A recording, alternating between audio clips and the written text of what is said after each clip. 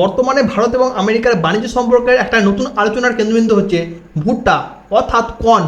এখানে আমেরিকার অভিযোগ হচ্ছে যে ভারত আমেরিকার কাছ থেকে ভুট্টা কিনছে না, যদিও ভারতের 1.4 বিলিয়ন মানুষের একটা বিশাল বাজার রয়েছে, আর তার জন্যই আমেরিকার প্রেসিডেন্ট ডোনাল্ড ট্রাম্প ভারতের উপর চাপের সৃষ্টি করছে। তবে ভারতও কিন্তু আমেরিকার কাছে এই ভুট্টা কিনতে নারাজ, কারণ আমেরিকার ভুট্টা হচ্ছে জিএমও অর্থাৎ জেনেটিক্যালি মডিফাইড। ভারতে এখনো পর্যন্ত শুধুমাত্র জিএমও তুলোর অনুমোদন পাওয়া গেছে, ভুট্টা বা সয়াবিনের এখনো পর্যন্ত কোনো রকমের অনুমতি নেই, কারণ এটা দীর্ঘমেয়াদী প্রভাব মানুষের শরীরের মধ্যে কি পড়বে সেটা এখনো পর্যন্ত অজানা।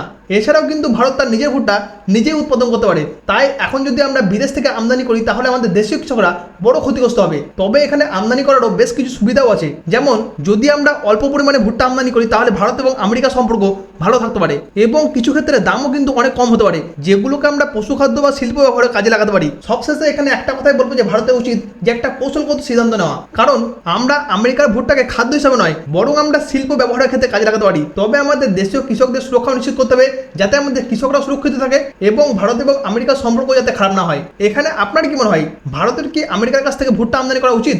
কমেন্টে অবশ্যই লিখতে ভুলবেন না।